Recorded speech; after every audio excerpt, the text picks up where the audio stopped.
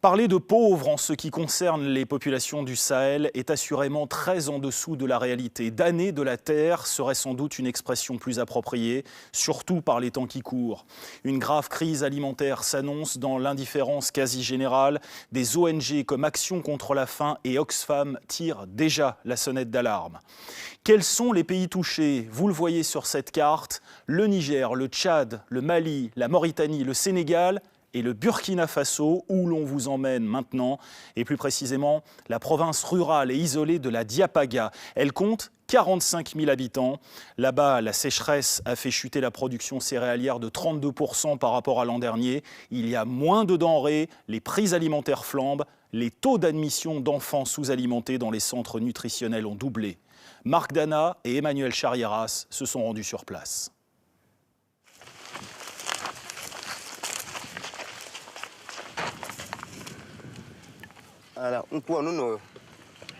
Regardez ce sol.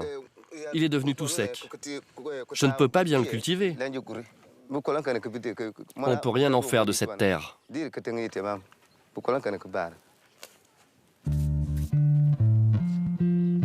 Des terres qui n'offrent plus que de la poussière. Banyeba doit semer du mil et du sorgho. Mais cette année, ces cultures vont manquer cruellement d'eau. Normalement, à cette époque de l'année, mon grenier est encore rempli à moitié. Mais là, il ne reste plus rien. Des réserves vides, Banyeba se demande comment il va nourrir sa famille. Une deuxième année consécutive de sécheresse, du jamais vu pour les habitants de la Diapaga, cette province située à l'est du Burkina Faso. On pile ce qui reste de mil. C'est avec leurs dernières économies que Tana, la femme de Banyeba, a pu acheter un peu de nourriture. Regarde, j'ai pu avoir de la farine en ville. Il faudra qu'on tienne longtemps avec ça. Paulenli, la petite dernière, a 20 mois. Sa mère ne mange plus assez pour l'allaiter suffisamment. Préoccupée, elle l'amène au dispensaire le plus proche, à 10 km, 4 heures de marche de là. Ici, les femmes ont 8 enfants en moyenne. Avec cette nouvelle sécheresse, ce centre de soins est pris d'assaut. Il accueille plus de 2000 enfants chaque mois. C'est le seul endroit où ils peuvent être suivis médicalement.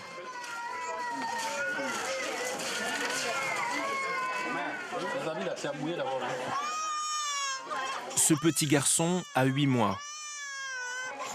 On prend sa taille, surveille son poids, et comme pour tous les enfants de moins de 3 ans, on dépiste les cas de malnutrition en mesurant ce qu'on appelle le PB, le périmètre de leurs bras. Nous sommes en train de dépister un enfant, et le PB fait ici 10, donc il est dans le rouge, donc l'enfant se trouve dans une situation d'une malnutrition aiguë sévère. Parce que là, le PB est inférieur à 10, voilà. Ça arrive souvent? Oui, ça arrive souvent. Ça arrive souvent. Pour pallier à ces carences alimentaires, ce bébé mangera des farines enrichies en fer et en vitamines. Il devra revenir dans la semaine. 6,1 kg. Le cas de Paulenli, la petite fille de Tana, est moins sérieux, mais il reste préoccupant. Paulenli va devoir suivre un traitement pour renforcer ses défenses immunitaires.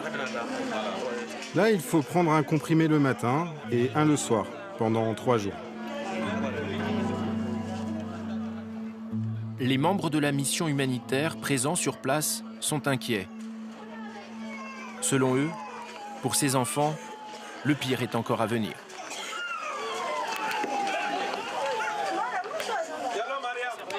Nous avons observé une augmentation des admissions des enfants malnutris aigus sévères dans les centres de santé dans l'ordre de 200%.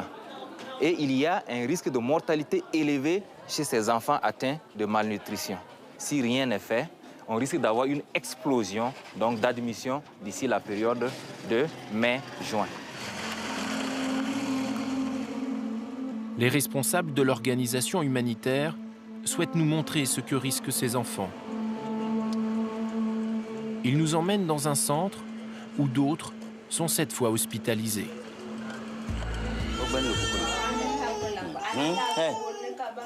C'est l'heure de la distribution du lait thérapeutique. Des enfants malades, affaiblis et sans appétit. Des sondes nasales alimentent directement leur estomac.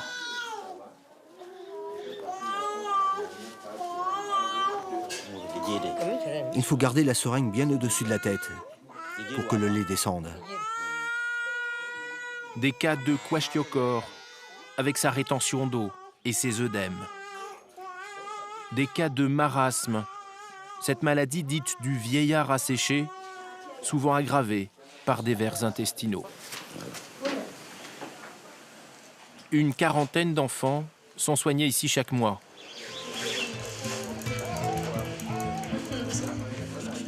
Malgré tous les soins qui leur sont apportés, près d'une dizaine d'entre eux meurent d'une maladie liée à la malnutrition.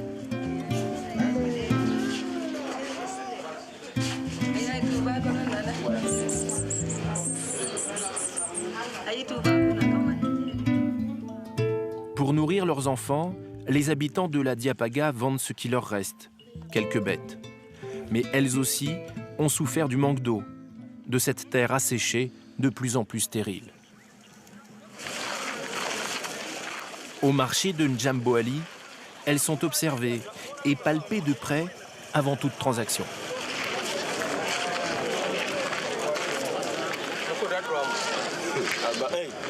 Combien tu me la vends? Celle-là 7500. C'est d'accord, je te l'achète. Des côtes apparentes et l'animal jugé trop maigre perd de sa valeur. Quelle que soit l'espèce, bien peu d'argent pour acheter des céréales plus chères de 40%. C'est l'autre cruelle équation de la sécheresse.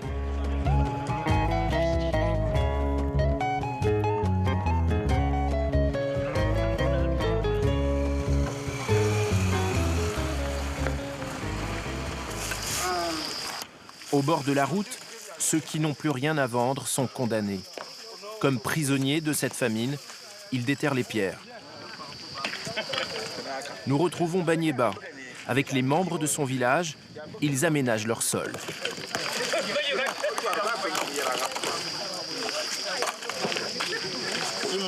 Ces pierres, on va les mettre autour de nos champs. À la saison des pluies, elles vont retenir les eaux et leurs sédiments sur nos terres. Comme ça, elles donneront plus de céréales.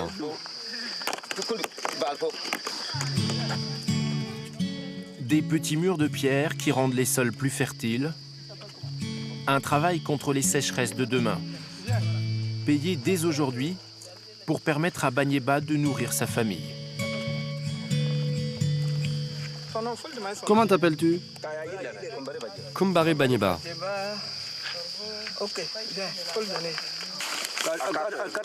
Voilà 15 000 francs CFA, 23 € pour 15 jours. Que vas-tu faire de cet argent? Je vais acheter du mil, du chou, de la tomate et d'autres choses pour manger.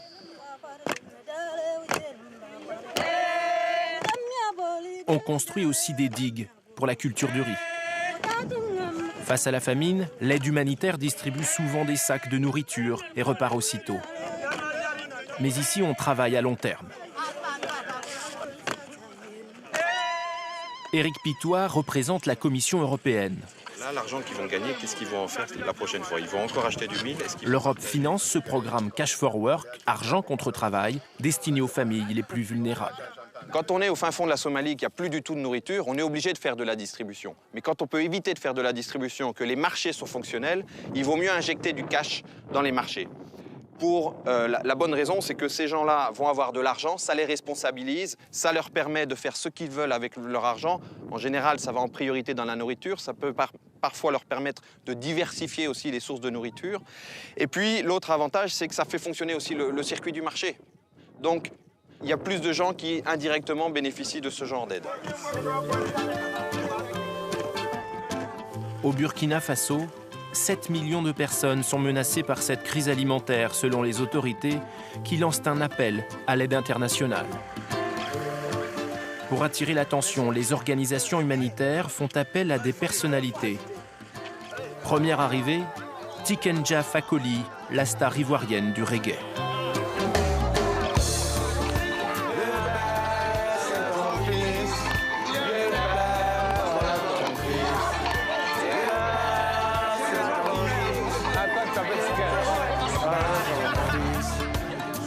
Il s'improvise infirmier et constate par lui-même l'état de santé des plus petits.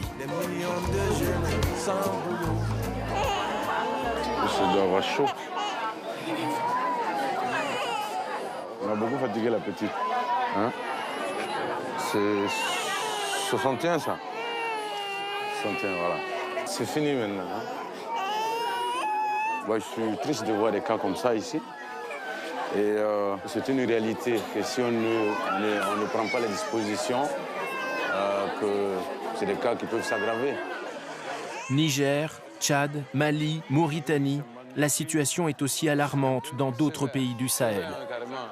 Dans 2 mois, on risque de se retrouver en face d'une situation catastrophique dans le Sahel.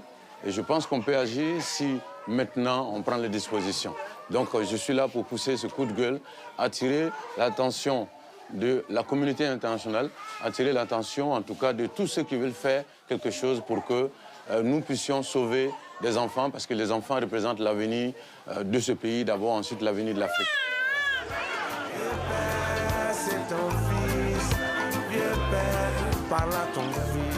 Si rien n'est fait, cette famine pourrait toucher 3 millions d'enfants de moins de 5 ans dans les pays du Sahel.